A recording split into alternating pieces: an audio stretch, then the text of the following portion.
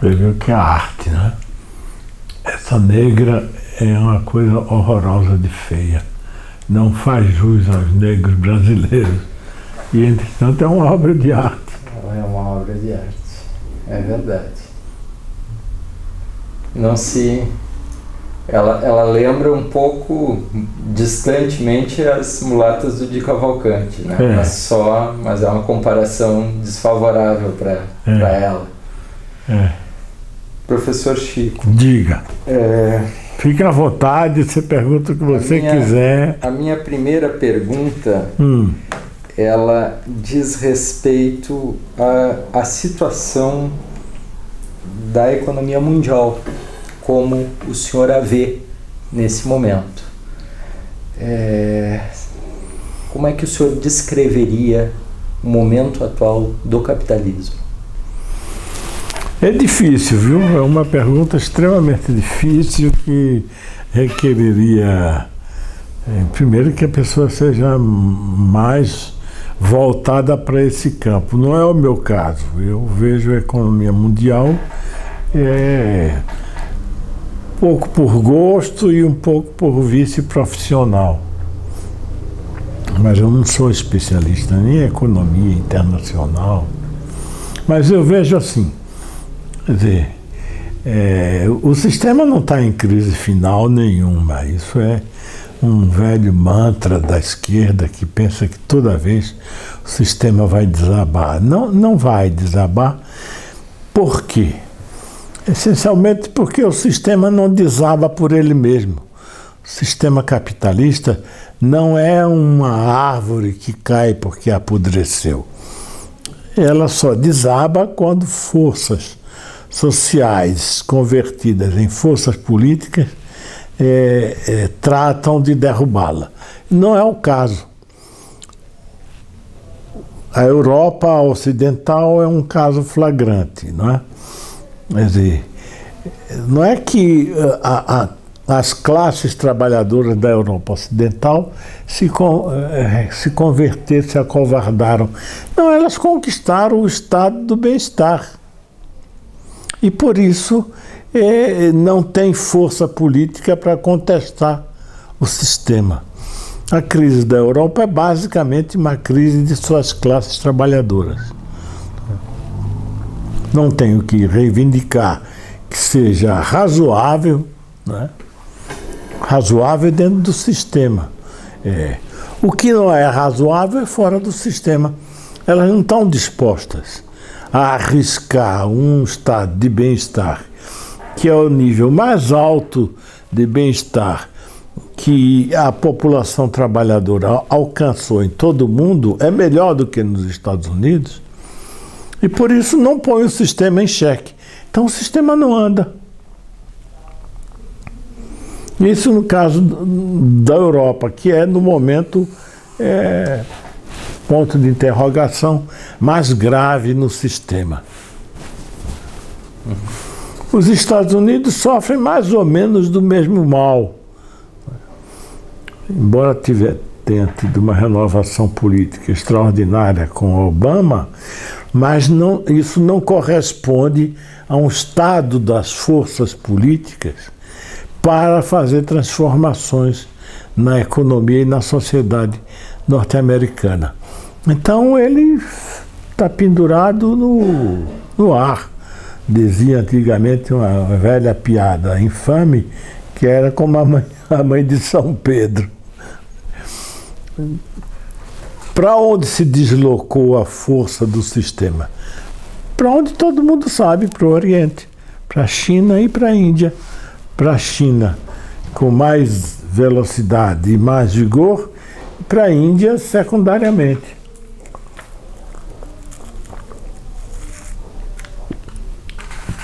De modo que o capitalismo hoje não é um sistema em falência, não é um sistema que está no fim, só que o seu eixo deslocou-se. deslocou-se para a China e secundariamente para a Índia, que estão fazendo uma revolução capitalista extraordinária. O sistema no seu centro clássico, Europa Ocidental e Estados Unidos, levou 500 anos para colocar uma força de trabalho razoável em funções produtivas. A China e a Índia levaram 30 anos para colocar 500 milhões de trabalhadores em funções produtivas. Isso é uma revolução extraordinária. Quer dizer, a China acostumou-se durante décadas, séculos na verdade, a uma pobreza. Depois, com a Revolução Comunista, há um socialismo de pobres, não é? E de repente virou. Então, eles fizeram uma verdadeira revolução que nós, da esquerda, e sobretudo os que têm a teoria marxista como horizonte de perspectiva teórica, tem vergonha de dizer, porque revolução você só diz para uma coisa que supera e transforma. Mas a China e a Índia estão fazendo uma verdadeira revolução. Você não bota 500 milhões de trabalhadores em funções produtivas à toa. Não é? Isso mudou a geografia do poder mundial completamente. Mudou radicalmente. E eles, entretanto, não estão a fim de transformar o mundo todo. Não é? De modo que o que está havendo no sistema é isso.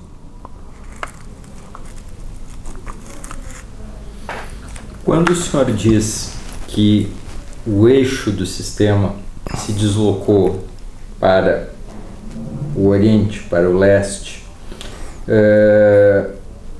qual é o papel que cabe nesse deslocamento ao que está ao Sul, ou seja, ao Brasil? É um papel secundário. É um papel secundário. E não é secundário porque, como dizia Nelson Rodrigues, nós tenhamos complexo de vira-lata. Não é secundário porque você não pode enfrentar uma força de trabalho formidável que a China e a Índia colocaram em atividades produtivas. Né? Você está aqui, eu estou aqui, o meu relógio certamente é chinês ou é de Taiwan ou é da Coreia, o seu também. Quer dizer, eles colocaram uma força de trabalho formidável em atividade produtiva, não é? Lastreado em tecnologia. Não é colocar uma força de trabalho para fazer qualquer coisa. Lastreado, isso aumentou a potência produtiva da China e da Índia. A Índia aparece menos porque a gente não calça sapato indiano.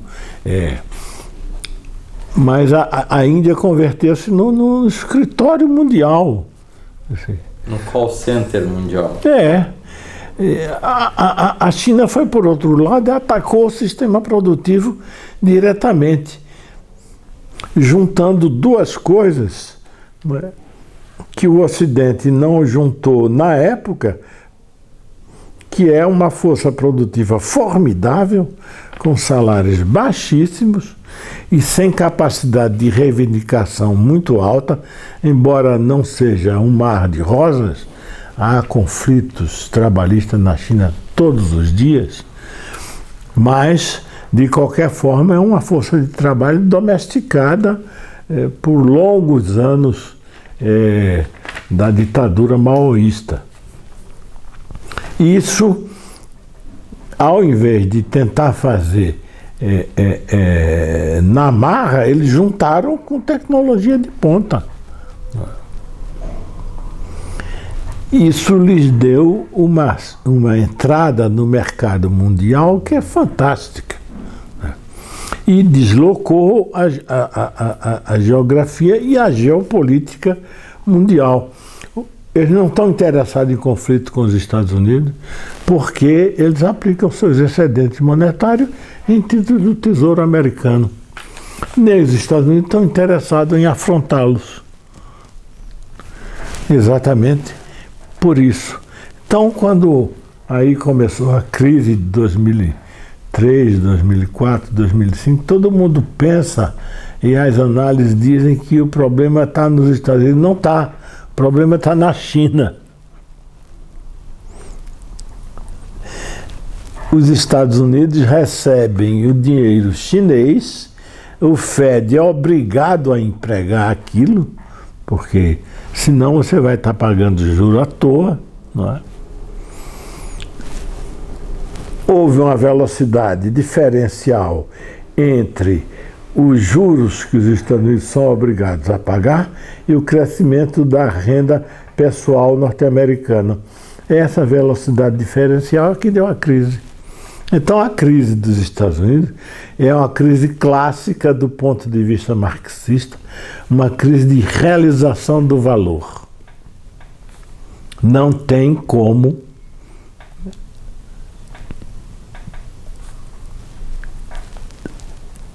porque os Estados Unidos não estão interessados em denunciar a dívida da China. Eles vivem dela agora. Esse é o deslocamento fantástico que não estava previsto por nenhuma teoria, nem nenhum approach teórico, metodológico, ninguém previa isso, não é? E mudou o mundo. A tal ponto que o Brasil, cuja externalidade teve sempre faltado entre Estados Unidos e Europa Ocidental, agora depende da China.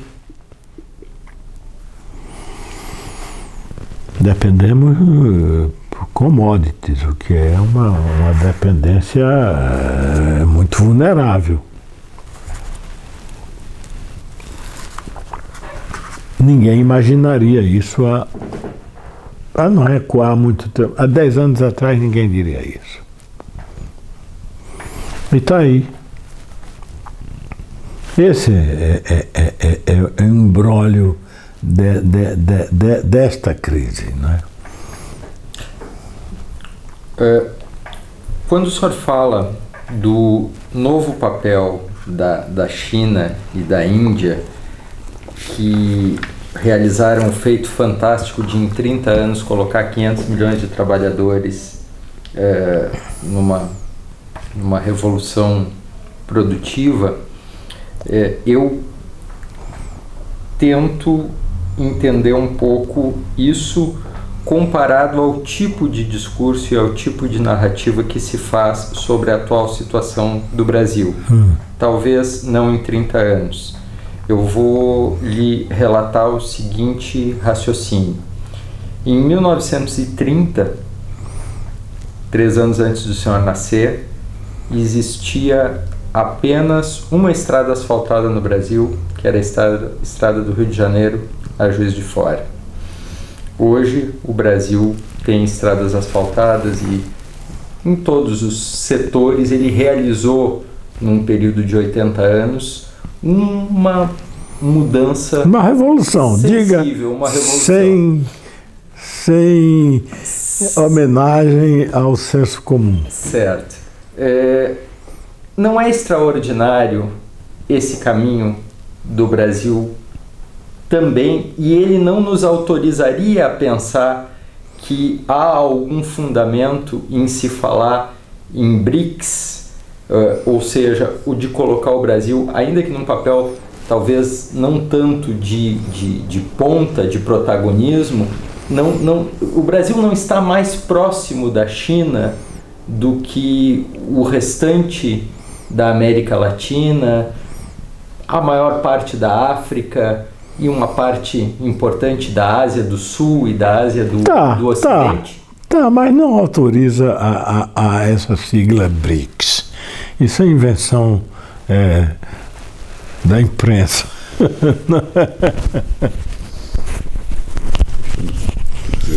Não autoriza. As proporções entre Brasil, Rússia, Índia, China e África do Sul são de uma disparidade espantosa. Quer dizer, só um esforço, a capacidade de transmitir esse fenômeno ao grande público é que o junta. Fora disso, quer dizer, o Brasil está mais próximo do ponto de vista de ter realizado transformações enormes, não é? Mas a disparidade entre Brasil e Índia, Brasil e China é do tamanho da distância da Terra à Lua. E a África do Sul também. A África do Sul fez uma revolução, porque liquidar com o apartheid é uma revolução, foi uma revolução, mas está muito longe o BRICS é uma sigla inventada para passar ao público, ao grande público que precisa de informação, uma coisa que fica fácil de passar. Mas eles têm muito pouco em comum. Na verdade, a proporção entre o PIB brasileiro e o PIB chinês, eu não sei dizer qual é, porque eu chuto, mas não sou Pelé, é enorme. Não tem nada a ver. Qual é a diferença essencial? A diferença essencial é que você não tem uma força de trabalho desse tamanho. E é isso que barateia as coisas.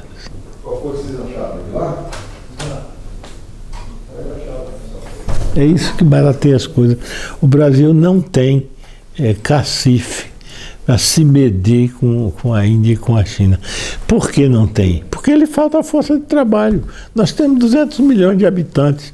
A China tem 1,5 bilhão. Gente. Quer dizer, a diferença é colossal.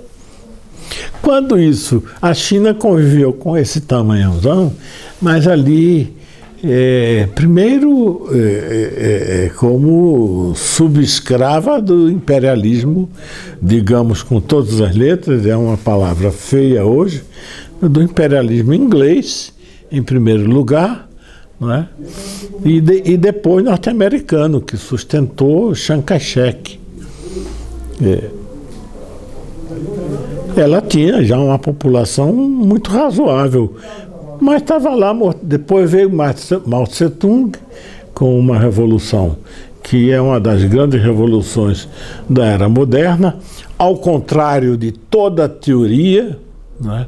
Porque foi uma revolução camponesa, e essa era a grande briga entre chineses e russos, porque os russos tinham feito uma revolução liderada pela classe operária, liderada apenas, porque a Rússia era um país feudal, gente. Quer dizer, a gente lê a história porque ela vai, mas fato da verdade é que a Revolução Russa também foi uma revolução de camponeses, mas tinha uma liderança bastante ativa, muito politizada, que deu o caráter proletário à Revolução Russa. Veio então a Revolução Chinesa, que os russos diziam: não é por aí, não é por aí, porque a nossa não foi por aí, a de vocês não vai ser. O Mao Tse-tung mandou eles para aquele lugar, não é? E fez uma revolução, mas ficou num socialismo de pobres. Quer dizer, vamos viver com o recurso que nós temos, a nível muito baixo, com uma redistribuição de poder que dá para todo mundo comer. Ficou assim. Quando veio esse outro, o Deng Xiaoping, que é um horror, porque esse é o capitalista par excellence. Quer dizer, se ele tivesse em Wall Street, não estaria melhor. Ele disse: não, não é assim não. E aí tascou, não é? 500 milhões de trabalhadores, apoiado por uma revolução tecnológica, que começou sendo de baixo nível, não é? porque fazer o meu reloginho não é um grande mistério. Mas depois foi para outra coisa. Com isso, a potência de 500 milhões de trabalhadores multiplicou-se por 4. Deu no que deu. Deu no que deu. A Índia fez menos. Por quê? Porque ainda não teve uma revolução proletária, nem camponesa, nem nada. A Índia segue um modelo inglês. Assim mesmo, tem uma força de trabalho formidável, tem uma dotação de recursos chamados intelectuais, que é extraordinária, e aplicou isso na produção não de bens produtivos, mas de soft, e tornou-se a outra potência. Nós não temos cacife.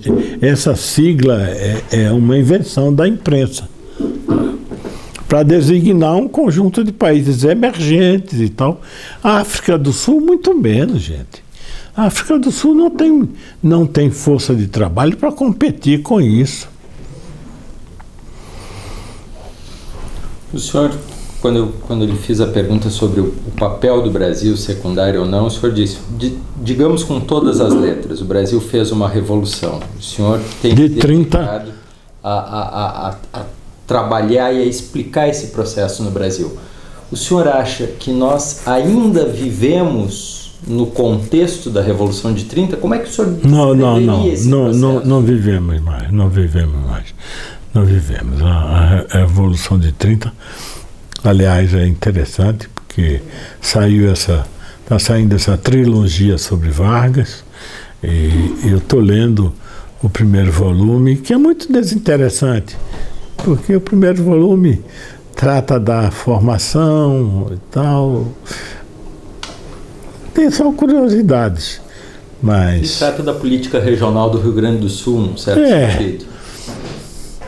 É muito sem interesse para o público brasileiro em geral, vou lhe dizer, porque eu sou dos poucos, na academia, eu não sou varguista no sentido ideológico. Mas Vargas é o único estadista que o Brasil produziu em seus 500 anos de existência. Seus 500 anos não, porque até 1800 isso aqui não era uma nação. O senhor acha que Dom Pedro II não foi... Foi nada. Dom Pedro II era de uma mediocridade espantosa, gente. A gente não diz isso porque tem uma reverência e tal. Dom Pedro II era de uma mediocridade espantosa. Você podia ser letrado e tudo, mas o que ele fez do ponto de vista de ativar um país desse tamanho? Nada. Ele não teve algum papel no fato de o Brasil não ter se balcanizado depois dos anos 40 do século XIX? Não teve não. Não teve não. Isso é a nossa versão piedosa. Não é? Na verdade, ele reprimiu com uma violência que parece estar fora da história brasileira, mas não é verdade. Mas o seu maior estadista da história do Brasil também reprimiu. Também reprimiu. Essa é uma história comum no capitalismo. Se você tirar a Inglaterra do bloco, todos os outros países grandes do capitalismo se fizeram à custa de uma enorme repressão. Incluindo os Estados Unidos. Incluindo os Estados Unidos. Os Estados Unidos parece fora do esquadro, mas os Estados Unidos sem a cavalaria não seriam nada, não é? E sem a Guerra de Secessão. E sem os exércitos da União. E a anexação dos territórios do México, parte do México, a compra do Alasca, tá bom, foi compra. A compra da Louisiana, a invasão, praticamente a anexação da Califórnia. Os Estados Unidos são uma história de terror. Hollywood nos vendeu a fantasia de um país cordial e tal. É mentira. É mentira. A Inglaterra só se salva porque foi o primeiro. Você não tinha quem comparar. Mas a Inglaterra sem a Royal Navy também não seria nada. Então o Brasil... O senhor dizia que o Vargas foi o grande estadista. Como é que o senhor define estadista? Estadista é como o nome diz, é aquele que trata do Estado. Ao tratar do Estado, trata da sociedade também. Quer dizer, o Brasil era assim, quer dizer, uma economia que produzia a primeira mercadoria do comércio mundial, que era o café. O café só é suplantado pelo petróleo nos anos 40, no século XX. E era um Estado nanico. O que Vargas fez foi reformar o Estado de alto a baixo. É como se ele tivesse pego a mim, que aliás tenho a altura de Vargas, e desse músculos. Ele reformou de alto a baixo. Quer dizer, vocês são gaúchos. Vargas reformou o Estado, Vargas e as forças políticas que ele empalmou, que ele transformou em força de transformação. É de alto a baixo, não tem uma instituição brasileira que não tenha sido tocada pela varinha de Midas do varguismo. Não tem uma. Ele instituiu, ele regulou o cálculo econômico, que é a peça fundamental do desenvolvimento capitalista. Ao regular relações capital-trabalho, ele regulou o cálculo econômico. É uma façanha, do ponto de vista teórico, extraordinária, que a gente não sabe avaliar. Você, quando quer meter um negócio, você compara com o do teu concorrente. Parâmetro de comparação é o preço do trabalho.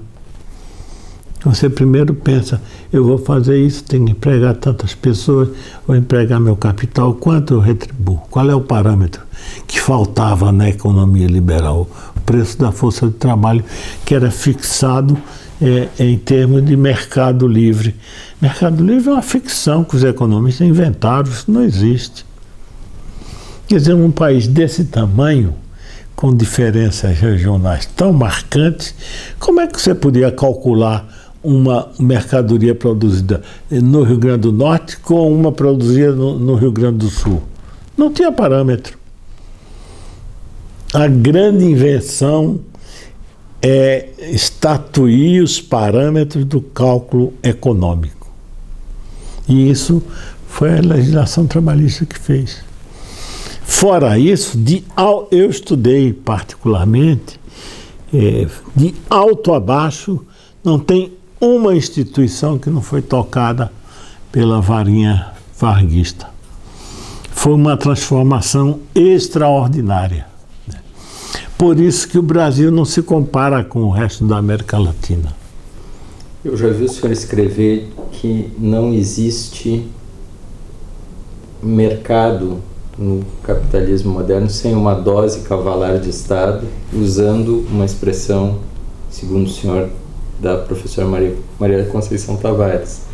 O senhor acha que não haveria a possibilidade de uma versão liberal de Vargas, ou seja, com menos Estado, com menos intervencionismo, inclusive no movimento dos trabalhadores, que foi sujeitado por essa dose cavalar que esse médico aplicou? Não haveria. Não haveria porque você citou antes Dom Pedro II. Dom Pedro II era um cretino. Na verdade, para dizer com todas as letras, não ponha isso, porque é uma ofensa gratuita, já passou. Então. Nada, nós tivemos um século de coisa liberal, não deu nada. Não deu nada. Não daria em nada, porque isso quem decifrou melhor foi Florestan Fernandes, no seu livro A Revolução Burguesa no Brasil. A Revolução Burguesa é o livro menos badalado de Florestan, e é o melhor dele. Ele já estava, ele já tinha cumprido todas as etapas como grande sistematizador das ciências sociais, da sociologia sobretudo. No Brasil, ele aí resolveu soltar as cachorras. É o grande livro de Florestan. O que é que Florestan diz ali que os outros não disseram? Né? Ele diz, aqui não dá para a revolução burguesa. Por quê? Porque a burguesia não é revolucionária. Ela não pode ser revolucionária. Ela não é revolucionária, de um lado, porque ela está constrangida pelo imperialismo. Ele não usava imperialismo de uma forma banal. O imperialismo queria dizer controle e direcionamento das forças produtivas. O Brasil não tinha a burguesia brasileira não tinha essa capacidade. Teve a chance, teve um século para fazer isso e não fez. Do outro lado, dizia Florestan, ao mover as forças produtivas, sem ser revolucionário, ela eleva as demandas populares.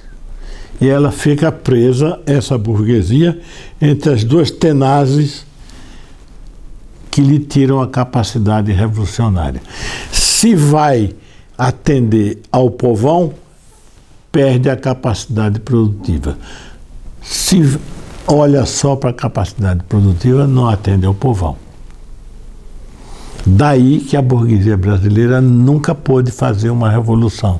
Na verdade, pôde. Não fez porque vivia como certa literatura diz, era uma burguesia compradora. Não é?